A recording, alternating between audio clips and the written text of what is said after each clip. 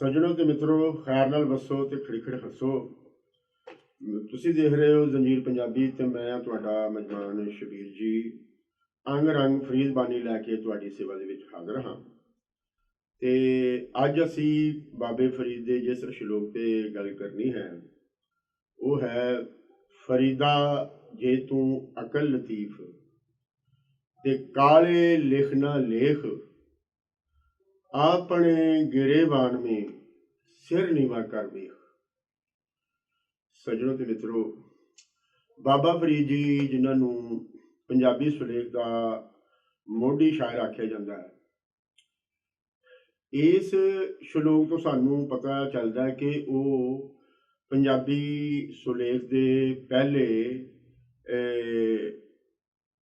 ਤਨਕੀਦ ਨਿਗਾਰ ਵੀ ਨੇ, ਨਕਾਜ਼ ਵੀ ਨੇ। ਉਹ ਇਸ ਸ਼ਲੋਕ ਦੇ ਰਾਹੀਂ ਜਿਹੜੀ ਗੱਲ ਕਰਨਾ ਚਾਹੁੰਦੇ ਨੇ ਉਹ ਮੈਂ ਤੁਹਾਡੇ ਨਾਲ ਸਾਂਝੀ ਕਰ ਰਿਹਾ। ਔਰ ਉਹ ਗੱਲ ਕਰ ਰਹੇ ਨੇ ਕਿ ਫਰੀਦਾ ਜੇ ਤੂੰ ਅਕਲ ਲਤੀਫ, ਯਾਨੀ ਕਿ ਇਹ ਸ਼ਰਤ ਹੈ, ਕੰਡੀਸ਼ਨਲ ਹੈ ਕਿ ਜੇ ਤੂੰ ਅਕਲ ਲਤੀਫ ਰੱਖਣਾ। ਵੈਸੇ ਤੇ ਹਰ ਬੰਦਾ ਜਿਹੜਾ ਹੈ ਉਸ ਦੇ ਕੋਲ ਅਕਲ ਹੈ, ਪਰ ਉਸ ਅਕਲ ਦੀ ਕੋਈ ਕਿੰਨੀ ਕੁ ਵਰਤੋਂ ਕਰਦਾ ਹੈ ਇਹ ਵੇਖਣ ਵਾਲੀ ਗੱਲ ਹੁੰਦੀ ਹੈ।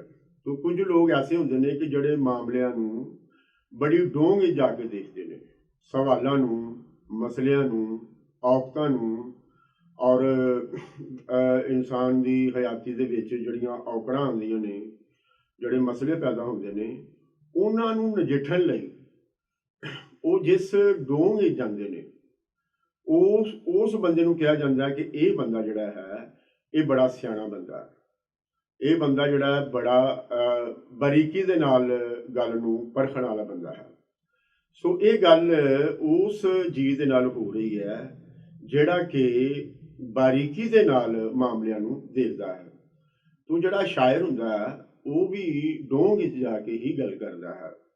ਤੋ ਬਾਬਾ ਫਰੀਦ ਜੀ ਆਪ ਸ਼ਾਇਰ ਨੇ, ਇਸ ਲਈ ਇੱਕ ਪੰਜਾਬੀ ਸੁਲੇਖ ਦੀ ਬੜਾ ਵੱਡਾ ਗੁਣ ਹੈ ਕਿ ਇਸ ਦੇ ਜਿਹੜੇ ਕਵੀ ਨੇ, ਸ਼ਾਇਰ ਨੇ, उन्होंने ज़्यादातर अपने आप नाल ही गल करके लुकाई नूं जिहड़ा है वो मत दिती है। तो इस दे विच भी बाबा जी अपने आप नूं ही मुखातब ने और कह रहे हैं कि फरीदा जे तू अकल लतीफ। असल दे विच वो गल जिहड़ी है वो तमाम उन्हां लखारियां दे नाल गल कर रहे ने जिहड़े कि लोकां दे नाल गल करना चाहुंदे ने। वो ढंग कोई होवे, वो चाहे ਤੁਸੀਂ ਸ਼ਾਇਰੀ ਦੇ ਰਾਹੀਂ ਗੱਲ ਕਰ ਰਹੇ ਹੋਵੋ, ਚਾਹੇ ਕਿਸੇ ਕਹਾਣੀ ਦੇ ਰਾਹੀਂ ਗੱਲ ਕਰ ਰਹੇ ਹੋਵੋ, ਚਾਹੇ ਕਿਸੇ ਸੰਗੀਤ ਦੇ ਰਾਹੀਂ ਗੱਲ ਕਰ ਰਹੇ ਹੋਵੋ, ਚਾਹੇ ਤੁਸੀਂ ਕੋਈ ਸੰਗ ਤਰਾਸ਼ੀ ਕਰਕੇ ਜਿਹੜਾ ਨਾ ਉਹ ਗੱਲ ਕਰ ਰਹੇ ਹੋਵੋ, ਕੋਮਲ ਕਲਾ ਦੀ ਦਾ ਕੋਈ ਵੀ ਖੇਤਰ ਹੋਵੇ ਉਹਦੇ ਰਾਹੀਂ ਤੁਸੀਂ ਜਿਹੜਾ ਹੈ ਗੱਲ ਕਰ ਰਹੇ ਹੋ, ਕਿਉਂਕਿ ਕੋਮਲ ਕਲਾ ਹੀ ਇੱਕ ਐਸਾ ਰਾਹ ਹੈ ਜਿਹਦੇ ਰਾਹੀਂ ਤੁਸੀਂ ਲੁਕਾਈ ਦੇ ਜ਼ੇਨ ਦੇ ਵਿੱਚ ਜਿਹੜਾ ਨਾ ਜਾ ਸਕਦੇ ਹੋ। और लुकाई सब तो ज़्यादा जी प्रभावित होंगी है, जी मुतासर होंगी है, वो कोमल कला ही होंगी है। सो इस वास्ते जिन्ना जिन्ना कोई बंदा डूंगा शायर होंदा, वड्डा लिखारी होंदा, उड्डी उड्डी उहदी जिहड़ी है ना वड्डी जिम्मेदारी होंदी है। सो बाबा फरीद जी लिखारी नूं उहदी जिम्मेदारी का एहसास करवा रहे हैं कि जे तू अकल लतीफ रखना है तो फिर तू काला लेख ना लिख। ये गल बड़ी गौचरी है और इसनूं जिहड़ा ना गौलन दी वो बड़ी लोड़ है कि आम करके साडे इत्थे जिहड़ा ना वो गल कीती जांदी है कि फलां बंदे दे कोल काला इलम है, फलां बंदे दे कोल जिहड़ा है वो नूरानी इलम है। सो ये और लुकाई जिहड़ी है उस दे ज़हनां दे विच जिहड़ी गल है वो तो ये जुड़ी हुई है विरद वजीफियां दे नाल कि ये कोई वजीफा करन वाले लोग ने, ये कोई आमल लोग ने, इन्हां दे विचों कोई किसी दा बुरा करन वाला है तो कोई किसी दा चंगा करन वाला है। इस तरह लिखारियां दे विच भी अजिहे लोग होंदे ने जिहड़े कि लुकाई दा चंगा करन वाले भी होंदे ने ते लुकाई दा मंदा करन वाले भी होंदे ने। सो बाबा फरीद जिहड़े ने उन्हां दा उस कहानी दे नाल जिहड़ा है वो संबंध है, ताल्लुक है जिहड़ी कि लुकाई दा भला चाहुंदी है। ਜਿਹੜੀ ਕਿ ਲੁਕਾਈ ਨੂੰ ਰਾਹ ਪਾਉਣਾ ਚਾਹੁੰਦੀ ਹੈ, ਜਿਹੜੀ ਕਿ ਚਾਹੁੰਦੀ ਹੈ ਕਿ ਲੁਕਾਈ ਦੀ ਜਿਹੜੀ ਹਯਾਤੀ ਹੈ ਉਹਦੇ ਵਿੱਚ ਸੌਖਤ ਹੋਵੇ, ਜਿਹੜੀ ਕਿ ਚਾਹੁੰਦੀ ਹੈ ਕਿ ਲੋਕ ਜਿਹੜੇ ਉਹਨਾਂ ਨੇ ਮਸਲੇ ਆਪ ਸਹੇੜੇ ਨੇ ਔਰ ਉਹ ਜਾਹਲੀਅਤ ਦੇ ਪਾਰੋਂ ਜਿਹੜੇ ਉਹਨਾਂ ਨੇ ਮਸਲੇ ਸਹੇੜੇ ਨੇ ਉਹ ਉਹਨਾਂ ਨੂੰ ਇਲਮ ਆ ਜਾਏ ਔਰ ਉਸ ਇਲਮ ਦੇ ਰਾਹੀਂ ਉਹ ਆਪਣੇ ਇਹਨਾਂ ਮਸਲਿਆਂ ਤੋਂ ਜਿਹੜਾ ਹੈ ਉਹ ਇਹਨਾਂ ਦੀ ਜਿਹੜੀ ਚੁੰਡ ਹੈ ਨਾ ਉਹ ਛੁੱਟ ਜਾਏ। ਸੋ ਇਹ ਜਿਹੜੇ ਨਾ ਲੋਕਾਂ ਦਾ ਭਲਾ ਚਾਹਣ ਵਾਲੇ ਲੋਕ ਨੇ। ਔਰ ਦੂਸਰੀ ਗੱਲ ਦੇਖੋ ਕਿ ਬਾਬਾ ਜੀ ਨੇ ਅਕਲ ਨੂੰ ਪ੍ਰਧਾਨ ਮੰਨਿਆ ਹੈ ਕਿ ਇਨਸਾਨ ਜਿਹੜਾ ਹੈ ਉਹ ਇਸ ਜਗਤ ਵਿੱਚ ਉਹ ਉੱਤਮ ਹੈ ਔਰ ਉਹਨੂੰ ਉੱਤਮ ਜਿਹੜੀ ਸ਼ੈ ਬਣਾਉਂਦੀ ਹੈ ਉਹ ਉਸ ਦਾ ਜ਼ੇਨ ਹੈ, ਉਹ ਉਸ ਦੀ ਅਕਲ ਹੈ। ਸੋ ਜਿੰਨੀ ਕੋਈ ਅਕਲ ਦੀ ਵਰਤੋਂ ਕਰਦਾ ਹੈ ਹਯਾਤੀ ਦੀ ਦੌੜ ਦੇ ਵਿੱਚ ਉਹ ਓਨਾ ਹੀ ਅੱਗੇ ਨਿਕਲ ਜਾਂਦਾ।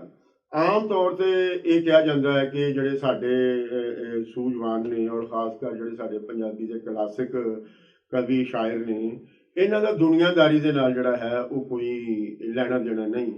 ਪਰ ਜਦੋਂ ਅਸੀਂ ਇਹਨਾਂ ਨੂੰ ਪੜ੍ਹਨੇ ਹਾਂ ਔਰ ਇਹਨਾਂ ਨੂੰ ਅਸੀਂ ਗੌਲਨੇ ਹਾਂ ਤੇ ਫਿਰ ਸਾਨੂੰ ਪਤਾ ਚੱਲਦਾ ਕਿ ਨਹੀਂ ਇਹਨਾਂ ਦਾ ਦੁਨੀਆਦਾਰੀ ਦੇ ਨਾਲ ਇੱਕ ਬੜਾ ਡੂੰਘਾ ਰਿਸ਼ਤਾ ਹੈ।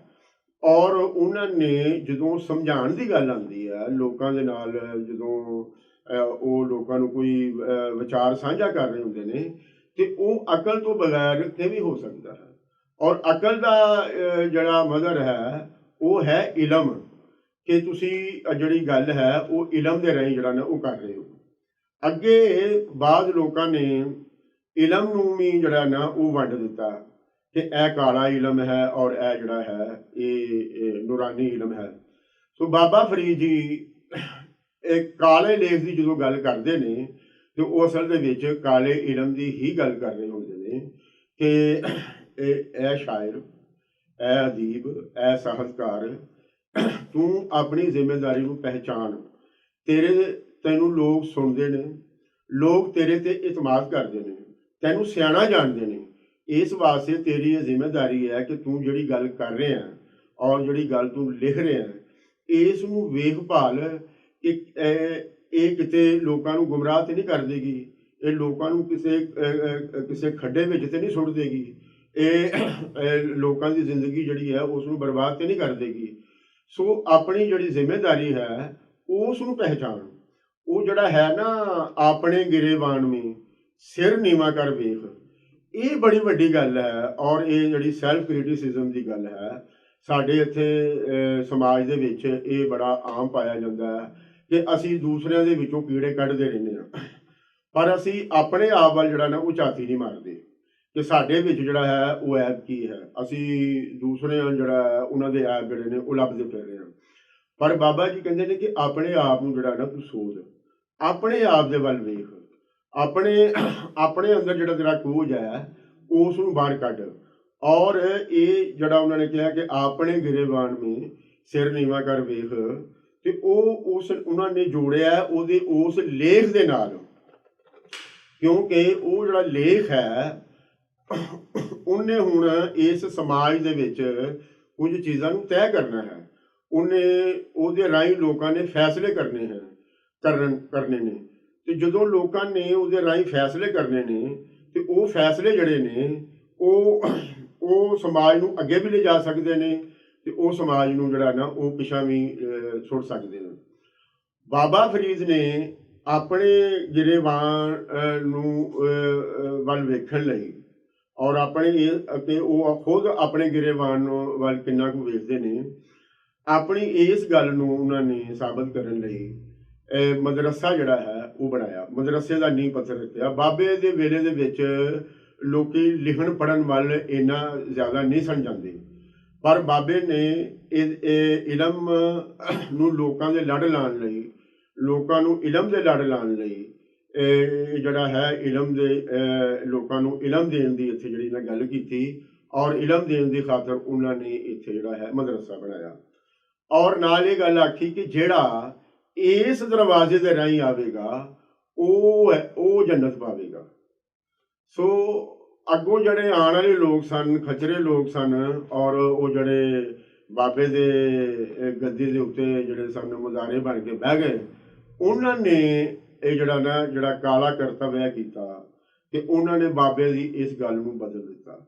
ਉਹਨਾਂ ਨੇ ਕਿਹਾ ਕਿ ਉਹ ਜਿਹੜਾ ਬਸ ਇਸ ਦਰਵਾਜ਼ੇ ਥਾਣੀ ਲੰਘਣਾ ਜਿਹੜਾ ਹੈ ਉਹ ਹੀ ਜੰਨਤ ਦੇ ਵਿੱਚ ਜਿਹੜੀ ਹੈ ਨਾ ਉਹ ਜਾਣ ਵਾਲੀ ਗੱਲ ਹੈ। ਪਰ ਬਾਬੇ ਹੋਰਾਂ ਦਾ ਇਹ ਕਤਨ ਇਹ ਮਤਲਬ ਨਹੀਂ ਸੀਗਾ। ਉਹਨਾਂ ਦਾ ਮਤਲਬ ਇਹ ਸੀ ਕਿ ਤੁਸੀਂ ਇਲਮ ਵਾਲੇ ਪਾਸੇ ਆਓ। ਹੁਣ ਮਦਰਸਾ ਹੈ, ਮਦਰਸੇ ਦਾ ਜਿਹੜਾ ਗੇਟ ਹੈ, ਜਿਹੜਾ ਸਕੂਲ ਹੈ, ਉਸ ਸਕੂਲ ਦੇ ਵਿੱਚ ਵੜੋ, ਉਸ ਸਕੂਲ 'ਚ ਦਾਖਲ ਹੋਵੋ। ਹੁਣ ਜਿਸ ਵੇਲੇ ਦਾਖਲ ਹੋਵੋਗੇ ਤੇ ਫਿਰ ਤੁਹਾਨੂੰ ਇਲਮ ਆਏਗਾ। ਜਿਸ ਵੇਲੇ ਤੁਹਾਨੂੰ ਇਲਮ ਆਏਗਾ ਤੇ ਆਹ ਜਿਹੜੀ ਤੁਹਾਡੀ ਧਰਤੀ ਹੈ ਜਿੱਥੇ ਤੁਸੀਂ ਵੱਸਦੇ ਪਏ ਹੋ ਇਹ ਬੜੀ ਜ਼ਰਖੇਜ਼ ਹੈ, ਪਰ ਇਹਦੇ ਤੁਹਾਨੂੰ ਇਸ ਦੇ ਬਾਰੇ ਇਹਦੀ ਇੰਨੀ ਜਾਣਕਾਰੀ ਨਹੀਂ ਹੈਗੀ। ਇਹ ਜਿਹੜੀ ਜਾਣਕਾਰੀ ਹੈ ਇਹ ਹਾਸਲ ਕਰੋ, ਔਰ ਇਹ ਜਾਣਕਾਰੀ ਹਾਸਲ ਕਰਕੇ ਕੁਦਰਤ ਨੇ ਜੋ ਤੁਹਾਨੂੰ ਦਾਨ ਕੀਤਾ ਉਹਨੂੰ ਆਪਣੇ ਫਾਇਦੇ ਦੇ ਵਿੱਚ ਜਿਹੜਾ ਨਾ ਲਿਆਓ। ਤੁਸੀਂ ਇਹਦੇ ਕੋਲੋਂ ਫਸਲ ਜਿਹੜੀ ਹੈ ਨਾ ਉਹ ਆਪਣੀ ਜ਼ਰੂਰਤ ਦੇ ਮੁਤਾਬਕ ਲੈ ਸਕਦੇ ਹੋ। ਇਹਦੇ ਤੋਂ ਤੁਸੀਂ ਵੰਨ ਸਵੰਨੇ ਫਲ ਲੈ ਸਕਦੇ ਹੋ। ਇਹਦੇ ਵਿੱਚ ਤੁਸੀਂ ਦੁੱਧ ਦੀਆਂ ਨਹਿਰਾਂ ਵਗਾ ਸਕਦੇ ਹੋ। ਇਹਦੇ ਰਾਹੀਂ ਤੁਸੀਂ ਸ਼ਹਿਦ ਇਕੱਠਾ ਕਰ ਸਕਦੇ ਹੋ, ਔਰ ਇਸ ਨੂੰ ਹੀ ਤੁਸੀਂ ਜੰਨਤ ਬਣਾ ਸਕਦੇ ਹੋ। ਸੋ ਬਾਬੇ ਹੋਰਾਂ ਨੇ ਇਸ ਹਯਾਤੀ ਦੇ ਵਿੱਚ ਹੀ ਜਿਹੜੀ ਹੈ ਉਹ ਜੰਨਤ ਦੀ ਜਿਹੜੀ ਹੈ ਨਾ ਉਹ ਗੱਲ ਕੀਤੀ ਹੈ ਕਿ ਇਹ ਜੰਨਤ ਜਿਹੜੀ ਹੈ ਇਹ ਲੋਕਾਂ ਨੇ ਬਣਾਈ ਕਿੱਥੇ ਹੈ? ਉੱਥੇ ਬਣਾਈ ਹੈ ਜਿੱਥੇ ਲੋਕੀ ਇਲਮ ਦੇ ਲੜ ਲੱਗੇ ਨੇ। ਤੇ ਪੂਰੀ ਦੁਨੀਆ ਦੀ ਜਿਹੜੀ ਤਾਰੀਖ ਹੈ ਉਹ ਤੁਸੀਂ ਫਰੋਲ ਕੇ ਵੇਖ ਲਓ, ਉਹੋ ਹੀ ਕੌਮ ਜਿਹੜੀ ਹੈ ਉਹ ਅੱਗੇ ਵਧੀ ਹੈ ਜਿਹੜੀ ਇਲਮ ਦੇ ਲੜ ਲੱਗੀ ਹੈ, ਜਿਹੜੀ ਸਾਇੰਸ ਔਰ ਟੈਕਨੋਲੋਜੀ ਦੇ ਵਿੱਚ ਅੱਗੇ ਵਧੀ ਹੈ। ਉਹਨਾਂ ਨੇ ਆਪਣੇ ਇਲਮ ਨੂੰ ਆਪਣੇ ਫਾਇਦੇ ਦੀ ਖਾਤਰ ਵਰਤ ਕੇ ਤੇ ਉਸ ਤੋਂ ਬੜੇ ਲਾਭ ਉਠਾਏ ਨੇ, ਔਰ ਇੰਜ ਦੇ ਲਾਭ ਉਠਾਏ ਨੇ ਕਿ ਉਹ ਅੱਜ ਦੁਨੀਆ ਦੇ ਉੱਤੇ ਜਿਹੜਾ ਹੈ ਉਹ ਜੰਨਤ ਦਾ ਜਿਹੜਾ ਨਾ ਉਹ ਮੰਜ਼ਰ ਪੇਸ਼ ਕਰ ਰਹੀ ਹੈ। ਔਰ ਜਿਹੜੇ ਗਰੀਬ ਮੁਲਕਾਂ ਦੇ ਲੋਕ ਨੇ ਉਹ ਬੜੀ ਹਸਰਤ ਭਰੀ ਨਿਗਾਹਾਂ ਦੇ ਨਾਲ ਉਹਨਾਂ ਵੱਲ ਵੇਖਦੇ ਨੇ। ਉਹ ਕਿਉਂ ਹਸਰਤ ਭਰੀ ਨਿਗਾਹਾਂ ਨਾਲ ਉਹਨਾਂ ਵੱਲ ਵੇਖਦੇ ਨੇ? ਇਸ ਵਾਸਤੇ ਵੇਖਦੇ ਨੇ ਕਿ ਉਹਨਾਂ ਦੇ ਜਿਹੜੇ ਇੱਥੇ ਅਕਲ ਲਤੀਫ ਰੱਖਣ ਵਾਲੇ ਲੋਕ ਨੇ, ਉਹਨਾਂ ਨੇ ਲੋਕਾਂ ਨੂੰ ਇਲਮ ਦੇ ਲੜ ਨਹੀਂ ਲੱਗਣ ਦਿੱਤਾ। ਉਹਨਾਂ ਨੇ ਲੋਕਾਂ ਨੂੰ ਕਿਹਾ ਕਿ ਤੁਸੀਂ ਇਹ ਜਿਹੜੀ ਜਾਣਨ ਚਾਹੀ ਹੈ, ਇਹ ਜਿਹੜੀ ਤਾਲੀਮ ਹੈ, ਇਹ ਤੁਸੀਂ ਨਹੀਂ ਲੈਣੀ। ਉਹਨਾਂ ਨੂੰ ਸਿਰਫ ਉਹਨਾਂ ਨੇ ਇੱਕ ਖਾਸ ਇਲਮ ਤੱਕ ਜਿਹੜਾ ਨਾ ਉਹ ਮਹਿਦੂਦ ਰੱਖਿਆ ਕਿ ਤੁਸੀਂ ਸਿਰਫ ਜਿਹੜਾ ਹੈ ਕਿ ਬਸ ਦੀਨ ਦੀ ਤਾਲੀਮ ਲਵੋ, ਤੁਹਾਡੀ ਦੁਨੀਆ ਔਰ ਆਖਰਤ ਜਿਹੜੀ ਹੈ ਨਾ ਉਹ ਦੋਨੋਂ ਸਵਰ ਜਾਏਗੀ। ਇਲਮ ਜਿਹੜਾ ਹੈ ਜਦੋਂ ਤੁਸੀਂ ਪਾਸੇ ਆਉਂਦੇ ਹੋ ਤੇ ਦੀਨ ਕੋਈ ਉਸ ਤੋਂ ਬਾਹਰ ਨਹੀਂ ਚਲੇ ਜਾਂਦਾ, ਦੀਨ ਵੀ ਉਹਦੇ ਵਿੱਚ ਮੌਜੂਦ ਹੁੰਦਾ। ਜਦੋਂ ਆਦਮੀ ਇਲਮ ਦੀ ਵੱਟ ਦੇ ਉੱਤੇ ਚੜ੍ਹਦਾ ਹੈ ਤੇ ਉਹ ਕਈ ਜਿਹੜਾ ਕਿ ਦੀਨ ਨੂੰ ਕੋਈ ਜਿਹੜਾ ਨਜ਼ਰ ਅੰਦਾਜ਼ ਕਰ ਦਿੰਦਾ ਹੈ। ਉਹ ਦੀਨ ਦੇ ਬਾਰੇ ਵੀ ਮਸਲਨ ਕਿ ਇਲਮ ਹਾਸਲ ਕਰਦਾ ਹੈ, ਔਰ ਜਿੰਨਾ ਕੁ ਉਹਨੂੰ ਉਹਦੇ ਵਿੱਚੋਂ ਇਨਸਾਨੀਅਤ ਦੀ ਭਲਾਈ ਲਈ ਸ਼ੈਵਾਂ ਲੱਭਦੀਆਂ ਨੇ ਉਹਨੂੰ ਉਹ ਜਿਹੜਾ ਨਾ ਵਰਤਦਾ ਹੈ। ਪਰ ਕਿਸਮਤ ਜਿਹੜੀ ਹੈ ਨਾ ਉਹ ਮਾੜੀ ਜਿਨ੍ਹਾਂ ਦੀ ਹੈ, ਉਹਨਾਂ ਦੇ ਜਿਹੜੇ ਅੱਗੇ ਸੂਝਵਾਨ ਨੇ, ਔਰ ਉਹ ਜਿਹੜੇ ਸੂਝਵਾਨ ਨੇ ਉਹ ਲੜ ਲੱਗੇ ਹੋਏ ਨੇ ਜਿਹੜੇ ਪੈਦਾਵਾਰੀ ਵਸੀਲਿਆਂ ਤੇ ਕਾਬਜ਼ ਲੋਕ ਨੇ ਉਹਨਾਂ ਦੀ ਉਠਾਣੀ ਹੈ। ਔਰ ਉਹ ਆਪਣੇ ਉਸ ਕੂੜ ਇਲਮ ਨੂੰ ਜਿਹੜਾ ਹੈ ਇੱਕ ਵੱਡਾ ਇਲਮ ਬਣਾ ਕੇ ਲੋਕਾਂ ਦੇ ਸਾਹਮਣੇ ਪੇਸ਼ ਕਰਦੇ ਨੇ, ਔਰ ਜਿਸ ਵੇਲੇ ਉਹ ਪੇਸ਼ ਕਰਦੇ ਨੇ ਤੇ ਉਸ ਦਾ ਜਿਹੜਾ ਤੱਤ ਨਿਕਲਦਾ ਉਹ ਵੀ ਕੂੜ ਹੀ ਨਿਕਲਦਾ। ਅਸੀਂ ਇਹ ਦੇਖਦੇ ਹਾਂ ਕਿ ਜਿੱਥੇ ਇਸ ਕਿਸਮ ਦੇ ਪ੍ਰਚਾਰ ਹੋਏ ਨੇ ਕਿ ਤੁਸੀਂ ਜਿਹੜਾ ਦੁਨੀਆਦਾਰੀ ਦਾ ਇਲਮ ਹੈ ਇਹ ਨਾ ਲਵੋ, ਉੱਥੇ ਲੋਕ ਪਿੱਛੇ ਰਹਿ ਗਏ ਨੇ। ਉੱਥੇ ਜਾਹਲੀਅਤ ਹੈ, ਉੱਥੇ ਗੁਰਬਤ ਹੈ, ਉੱਥੇ ਅਫਲਾਸ ਹੈ। ਪਰ ਜਿੱਥੇ ਲੋਕੀ ਇਲਮ ਦੇ ਲੜ ਲੱਗੇ ਨੇ ਔਰ ਦੁਨੀਆਦਾਰੀ ਦੇ ਇਲਮ ਦੇ ਲੜ ਲੱਗੇ ਨੇ, ਉਹ ਕੌਮਾਂ ਜਿਹੜੀਆਂ ਨੇ ਉਹ ਅੱਗੇ ਵੱਧ ਗਈਆਂ ਨੇ, ਉਹ ਮੁਲਕ ਜਿਹੜੇ ਨੇ ਉਹ ਤਰੱਕੀ ਕਰਦੇ ਨੇ। ਮਸਲ ਸਾਡੇ ਇੱਥੇ ਮਿਸਾਲ ਹੈ ਸਾਹਮਣੇ ਕਿ 1947 ਦੇ ਵਿੱਚ ਪਾਕਿਸਤਾਨ ਬਣਿਆ ਤੇ 1948 ਦੇ ਵਿੱਚ ਚਾਈਨਾ 'ਚ ਇਨਕਲਾਬ ਆਇਆ। ਸੋ ਉਸ ਵਕਤ ਜਿਹੜਾ ਚਾਈਨਾ ਦੀ ਹਾਲਤ ਬਹੁਤ ਮੰਦੀ ਸੀ, ਪਰ ਅੱਜ ਅਸੀਂ ਕਿੱਥੇ ਖੜੇ ਹਾਂ ਤੇ ਚਾਈਨਾ ਕਿੱਥੇ ਖੜਾ ਹੈ। ਇਹਦਾ ਤੁਸੀਂ ਕੀ ਕਾਰਨ ਲੱਭੋਗੇ? ਤੇ ਜੇ ਤੁਸੀਂ ਇਹਦਾ ਕਾਰਨ ਲੱਭੋਗੇ ਤੇ ਫਿਰ ਤੁਹਾਨੂੰ ਬਾਬੇ ਦਾ ਜਿਹੜਾ ਇਹ ਸਲੂਕ ਹੈ ਇਹ ਤੁਹਾਡੇ ਸਾਹਮਣੇ ਆਏਗਾ ਕਿ ਉਹਨਾਂ ਦੇ ਜਿਹੜੇ ਅਕਲ ਲਤੀਫ ਰੱਖਣ ਵਾਲੇ ਲੋਕ ਸਨ ਉਹ ਇਹ ਨੂਰਾਨੀ ਇਲਮ ਵੱਲ ਵਧੇ। ਉਹਨਾਂ ਨੇ ਆਪਣੇ ਲੋਕਾਂ ਨੂੰ ਨੂਰਾਨੀ ਇਲਮ ਦਿੱਤਾ, ਠੀਕ ਹੈ। ਔਰ ਅੱਜ ਉਹਨਾਂ ਦਾ ਮੁਲਕ ਜਿਹੜਾ ਹੈ ਉਹ ਨੂਰੋ ਨੂਰ ਹੋ ਗਿਆ ਹੈ। ਅੱਜ ਉਹ ਦੁਨੀਆ ਦੀ ਜਿਹੜੀ ਹੈ ਸੁਪਰ ਪਾਵਰ ਹੈ। ਅੱਜ ਉਹ ਦੁਨੀਆ ਦੀ ਵੱਡੀ ਤਾਕਤਵਰ ਕੌਮ ਹੈ। ਤੇ ਉਹ ਕੌਮ ਜਿਹੜੀ ਹੈ ਉਹ ਬਣੀ ਇਸ ਕਰਕੇ ਕਿ ਉਹਨਾਂ ਦੇ ਜਿਹੜੇ ਸੂਝਵਾਨ ਸਿਆਣੇ ਸਨ, ਉਹਨਾਂ ਨੇ ਕਿਹਾ ਕਿ ਆਹ ਜਿਹੜਾ ਪ੍ਰਚਲਿਤ ਵਿਹਾਰ ਜਿਹੜਾ ਹੈ, ਇਹ ਜਿਹੜਾ ਸਾਡੇ ਸਿਰ ਦੇ ਉੱਤੇ ਲੱਗਾ ਹੋਇਆ ਹੈ, ਸਾਡੀ ਤਰੱਕੀ ਦੇ ਰਸਤੇ 'ਚ ਇਹ ਰੁਕਾਵਟ ਹੈ, ਪਹਿਲਾਂ ਤੁਸੀਂ ਇਸ ਤੋਂ ਚੁੰਡ ਛੁਡਾਓ। ਸੋ ਉਹਨਾਂ ਨੇ ਮੌਜ਼ੇ ਤੁੰਗ ਦੀ ਕਿਆਦਤ ਦੇ ਵਿੱਚ ਇਕੱਠੇ ਹੋ ਕੇ ਉਸ ਵਿਹਾਰ ਕੋਲੋਂ, ਜਿਹੜਾ ਲੋਕ ਵੈਰੀ ਵਿਹਾਰ ਸੀ, ਉਸ ਨੂੰ ਆਪਣੀ ਚੁੰਡ ਛੁਡਾਈ ਔਰ ਉਹਦੀ ਜਗ੍ਹਾ ਤੇ ਨਵੇਂ ਅਦਾਰੇ ਜਿਹੜੇ ਨੇ ਉਹ ਸਾਰੇ ਲੁਕਾਈ ਦੇ ਜਿਹੜੇ ਅਦਾਰੇ ਸਨ ਉਹ ਸਾਰੇ। ਸੋ ਉਹਨਾਂ ਲੁਕਾਈ ਦੇ ਅਦਾਰਿਆਂ ਨੇ ਲੋਕਾਂ ਨੂੰ ਲੋਕ ਭਲੇ ਦਾ ਇਲਮ ਦਿੱਤਾ ਔਰ ਉਸ ਲੋਕ ਭਲੇ ਦੇ ਇਲਮ ਦੇ ਨਾਲ ਅੱਜ ਜਿਹੜਾ ਹੈ ਅਸੀਂ ਉਹਨਾਂ ਦੇ ਮੂੰਹ ਵੱਲ ਵੇਖਦੇ ਹਾਂ। ਔਰ ਅੱਜ ਸਾਡੇ ਇੱਥੇ ਔਰੇਂਜ ਟ੍ਰੇਨ ਜਿਹੜੀ ਹੈ ਔਰ ਇਹ ਵੱਡੀਆਂ ਵੱਡੀਆਂ ਜਿਹੜਾ ਸੀ ਪੈਕ ਹੈ ਜਿਹੜਾ, ਉਹ ਅਸੀਂ ਉਹਨਾਂ ਦੇ ਨਾਲ ਮਿਲ ਕੇ ਬਣਾ ਰਹੇ ਹਾਂ। ਉਹਦੇ ਵਿੱਚ ਸਾਰੀ ਟੈਕਨੋਲੋਜੀ ਜਿਹੜੀ ਹੈ ਉਹ ਉਹਨਾਂ ਦੀ ਇਸਤੇਮਾਲ ਹੋ ਰਹੀ ਹੈ ਔਰ ਸਾਡੀ ਇਕਨੋਮੀ ਜਿਹੜੀ ਹੈ ਉਹਦਾ ਹਾਲ ਹੈ ਵੇਖ ਕੇ ਅਸੀਂ ਟੈਕਨੀਕਲੀ ਤੌਰ ਤੇ ਦੀਵਾਲੀਆ ਹੋ ਗਏ ਹਾਂ। ਅਸੀਂ ਕਿਉਂ ਦੀਵਾਲੀਆ ਹੋ ਗਏ ਹਾਂ? ਇਸ ਲਈ ਕਿ ਅਸੀਂ ਉਹ ਨੂਰਾਨੀ ਇਲਮ ਦੇ ਜਿਹੜੇ ਅਦਾਰੇ ਨੇ ਜਿਹਦੀ ਮੰਗ ਬਾਬੇ ਨੇ ਕੀਤੀ ਅੱਜ ਤੋਂ 1000 ਸਾਲ ਪਹਿਲਾਂ, ਬਾਬੇ ਨੇ ਜਿਸ ਦੀ ਮੰਗ ਕੀਤੀ ਅਸੀਂ ਉਸ ਤੇ ਅਮਲ ਨਹੀਂ ਕੀਤਾ। ਅਸੀਂ ਉਸ ਤੇ ਅਮਲ ਕਿਉਂ ਨਹੀਂ ਕਰ ਸਕੇ? ਇਸ ਲਈ ਕਿ ਇਹ ਜਿਹੜੇ ਸਾਡੇ ਸੂਝਵਾਨ ਸਨ, ਕਾਲਾ ਇਲਮ ਵਰਤਾਉਣ ਵਾਲੇ, ਉਹਨਾਂ ਨੇ ਸਾਨੂੰ ਸਾਡੀ ਬੋਲੀ ਤੋਂ ਦੂਰ ਰੱਖਿਆ। ਉਹਨਾਂ ਨੇ ਕਿਹਾ ਕਿ ਆਹ ਬੋਲੀ ਪੜ੍ਹੋ। ਉਹ ਜਿਹੜੀ ਬੋਲੀ ਸੀ ਉਹਦੇ ਵਿੱਚ ਸਾਡਾ ਇਹ ਗਿਆਨ ਮੌਜੂਦ ਨਹੀਂ ਸੀ। ਉਹ ਬੋਲੀ ਜਿਹੜੀ ਸੀ ਉਹ ਸਾਨੂੰ ਨੂਰਾਨੀ ਇਲਮ ਦੇ ਲੜ ਨਹੀਂ ਸੀ ਲਾਉਂਦੀ। ਉਹ ਬੋਲੀ ਜਿਹੜੀ ਸੀ ਉਹ ਸਾਨੂੰ ਆਪਣੇ ਆਪ ਦੇ ਨਾਲ ਨਹੀਂ ਸੀ ਜੋੜਦੀ। ਉਹ ਬੋਲੀ ਜਿਹੜੀ ਸੀ ਉਹ ਸਾਨੂੰ ਸਾਡੀ ਧਰਤੀ ਨਾਲ ਨਹੀਂ ਸੀ ਜੋੜਦੀ।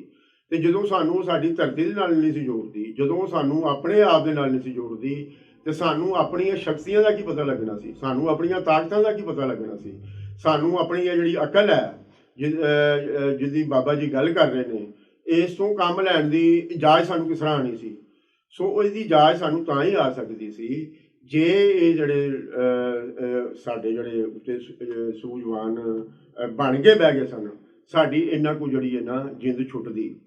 ਸੋ ਬਾਬਾ ਫਰੀਦ ਜੀ ਦੀ ਜਿਹੜੀ ਗੱਲ ਹੈ ਉਹ ਨਿਰੀ ਸ਼ੇਰੋ ਸ਼ਾਇਰੀ ਨਹੀਂ ਹੈ ਕਿ ਇਹ ਮਨੋਰੰਜਨ ਲਈ ਹੈ, ਇਹ ਮਨ ਪਰਚਾਵੇ ਲਈ ਹੈ, ਬਲਕਿ ਉਹਨਾਂ ਦੀ ਜਿਹੜੀ ਸ਼ਾਇਰੀ ਹੈ ਉਹ ਜ਼ਿੰਦਗੀ ਦੇ ਵਧਾ ਲਈ ਹੈ, ਜ਼ਿੰਦਗੀ ਨੂੰ ਅੱਗੇ ਵਧਾਉਣ ਵਾਲੀ ਹੈ।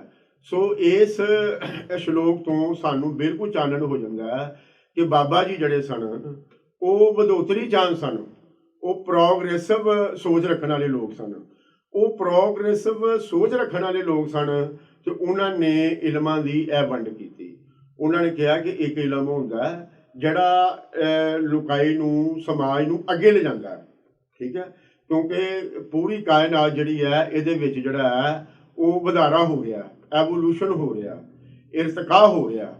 ਸੋ ਔਰ ਇਰਤਕਾ ਦੇ ਨਾਲ ਬੰਦੇ ਦੀਆਂ ਲੋੜਾਂ ਜਿਹੜੀਆਂ ਨੇ ਉਹਦੇ ਅੰਦਰ ਵੀ ਜਿਹੜਾ ਹੈ ਨਾ ਵਧਾਰਾ ਹੁੰਦਾ, ਉਹ ਵੀ ਬਦਲਦੀਆਂ ਨੇ।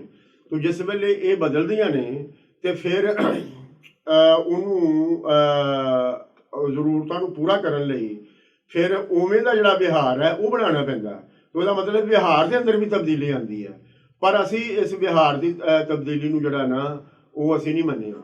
ਅਸੀਂ ਕਿਹਾ ਨਹੀਂ, ਜੋ ਸਾਡਾ ਚੱਲਦਾ ਆ ਰਿਹਾ ਹੈ ਇਹ ਹੀ ਚੰਗਾ ਹੈ ਔਰ ਇਹ ਜਿਹੜਾ ਚੱਲਦਾ ਆ ਰਿਹਾ ਹੈ ਇਹ ਕੋਈ ਅਸੀਂ ਨਹੀਂ ਸੀ ਬਣਾਇਆ। ਇਹ ਜਿਹੜੇ ਜਿਨ੍ਹਾਂ ਨੇ ਆ ਕੇ ਸਾਨੂੰ ਨੱਥਿਆ ਸੀ ਇੱਥੇ, ਜਿਨ੍ਹਾਂ ਨੇ ਸਾਡੇ ਉੱਤੇ ਕਬਜ਼ਾ ਕੀਤਾ ਸੀ, ਉਹਨਾਂ ਨੇ ਇਹ ਵਿਹਾਰ ਬਣਾਇਆ ਸੀ। ਔਰ ਇਹ ਜਿਹੜਾ ਵਿਹਾਰ ਹੈ ਇਹ ਲੋਕਾਂ ਦੀ ਸੇਵਾ ਕਰਨ ਵਾਲਾ ਵਿਹਾਰ ਨਹੀਂ ਹੈ, ਇਹ ਲੋਕਾਂ ਨੂੰ ਕਾਬੂ ਵਿੱਚ ਰੱਖਣ ਦਾ ਵਿਹਾਰ ਹੈ। ਸੋ ਇਹ ਜਿਹੜੀ 47 ਦੇ ਉਜਾੜੇ ਤੋਂ ਬਾਅਦ ਇਹ ਜਿਹੜੀ ਵੰਡ ਹੈ ਇਹ ਪੈ ਤੇ ਗਈ, ਪਰ ਉਹ ਜਿਹੜਾ ਵਿਹਾਰ ਉਹਨਾਂ ਨੇ ਉਸਾਰਿਆ ਸੀ ਕਬਜ਼ਾਗੀਰਾਂ ਨੇ, ਉਹਨੂੰ ਅਸੀਂ ਸੀਨੇ ਦੇ ਨਾਲ ਲਾ ਕੇ ਰੱਖਿਆ। ਉਹ ਕਿਹਨਾਂ ਨੇ ਲਾ ਕੇ ਰੱਖਿਆ? ਉਹ ਜਿਨ੍ਹਾਂ ਨੇ ਇਹਦੇ ਉੱਤੇ ਕਬਜ਼ਾ ਕਰ ਲਿਆ ਸੀ। ਉਹ ਜਿਹੜੇ ਗੋਰੇ ਸਨ ਉਹ ਤੇ ਚਲੇ ਗਏ, ਪਰ ਜਿਹੜੇ ਕਾਲੇ ਅੰਗਰੇਜ਼ ਨੇ ਉਹ ਇੱਥੇ ਜਿਹੜਾ ਨਾ ਉਹ ਕਬਜ਼ਾ ਕਰਕੇ ਬਹਿ ਗਏ ਔਰ ਉਹਨਾਂ ਨੇ ਫਿਰ ਸਾਨੂੰ ਨੂਰਾਨੀ ਇਲਮ ਜਿਹੜਾ ਹੈ, ਜਿਹੜਾ ਜ਼ਿੰਦਗੀ ਨੂੰ ਅੱਗੇ ਵਧਾਉਣ ਵਾਲਾ ਇਲਮ ਹੈ, ਜਿਹੜੀ ਸਾਡੀਆਂ ਅੱਜ ਦੀਆਂ ਲੋੜਾਂ ਪੂਰਾ ਕਰਨ ਵਾਲਾ ਇਲਮ ਹੈ, ਉਸ ਦੇ ਲਾਗੇ ਸਾਨੂੰ ਨਹੀਂ ਲੱਗਣ ਦਿੱਤਾ।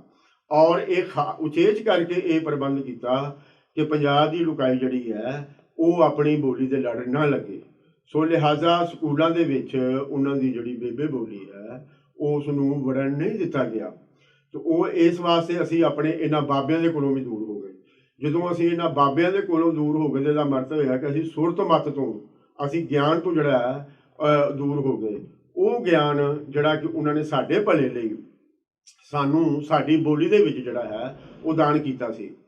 ਸੋ ਅਸੀਂ ਇਹ ਦੇਖਦੇ ਹਾਂ ਕਿ ਬਾਬਾ ਜੀ ਅਕਲੇ ਲਤੀਫ ਦੀ ਜਦੋਂ ਗੱਲ ਕਰਦੇ ਨੇ ਤੇ ਇਹਨਾਂ ਦੀ ਇਸ ਲਹਿਰ ਨੂੰ ਫਿਰ ਵਾਰਿਸ ਸ਼ਾਹ ਜੀ ਜਿਹੜੇ ਨੇ ਉਹ ਬਾਬਾ ਫਰੀਦ ਨੂੰ ਰੂਹਾਨੀ ਤੌਰ ਤੇ ਆਪਣਾ ਪੀਰ ਮੰਨਦੇ ਨੇ। ਵਾਰਿਸ ਸ਼ਾਹ ਹੋਰਾਂ ਨੇ ਵੀ ਅਕਲ ਦੀ ਹੀ ਗੱਲ ਕੀਤੀ ਹੈ। 5 ਪੀਰ ਨੇ 5 ਹਵਾਸ ਤੇਰੇ ਜਿਨ੍ਹਾਂ ਥਾਪਣਾ ਤੁਝ ਨੂੰ ਲਾਇਆ ਸੀ। ਤੋ ਹਵਾਸ ਦਾ ਜਿਹੜਾ ਤਲਕ ਹੈ ਉਹ ਅਕਲ ਦੇ ਨਾਲ ਹੈ। ਇਸੇ ਤਰ੍ਹਾਂ ਉਹ ਕਹਿੰਦੇ ਨੇ ਕਿ ਇਹ ਰੂਹ ਕਲਬੂਦ ਦਾ ਜ਼ਿਕਰ ਸਾਰਾ ਨਾਲ ਅਕਲ ਦੇ ਮੇਲ ਮਿਲਾਇਆ ਹੀ। ਇਹ ਰੂਹ ਔਰ ਕਲਬੂਦ ਨੂੰ ਮਿਲਾਉਣ ਦੀ ਜਿਹੜੀ ਗੱਲ ਹੈ ਇਹ ਵੀ ਅਕਲ ਦੇ ਰਾਹੀਂ ਹੋਣੀ ਹੈ। ਸੋ ਸਾਡੇ ਜਿਹੜੇ ਬਾਬੇ ਨੇ ਉਹਨਾਂ ਨੇ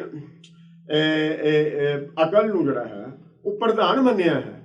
ਉਹਨਾਂ ਨੇ ਅਕਲ ਨੂੰ ਨਾਕਸ ਨਹੀਂ ਮੰਨਿਆ, ਉਹਨਾਂ ਨੇ ਅਕਲ ਨੂੰ ਅੱਧਾ ਨਹੀਂ ਮੰਨਿਆ, ਉਹਨਾਂ ਨੇ ਅਕਲ ਨੂੰ ਮਹਿਦੂਦ ਨਹੀਂ ਮੰਨਿਆ, ਬਲਕਿ ਉਹਨਾਂ ਨੇ ਇਹ ਦੱਸਿਆ ਔਰ ਬਾਰ-ਬਾਰ ਇਹ ਗੱਲ ਕੀਤੀ ਕਿ ਤੁਸੀਂ ਸੋਚੋ, ਤੁਸੀਂ ਅਕਲ ਕੋਲੋਂ ਕੰਮ ਲਵੋ, ਤੁਸੀਂ ਸੁਰਤ ਫੜੋ, ਤੁਸੀਂ ਸਿਆਣੇ ਬਣੋ।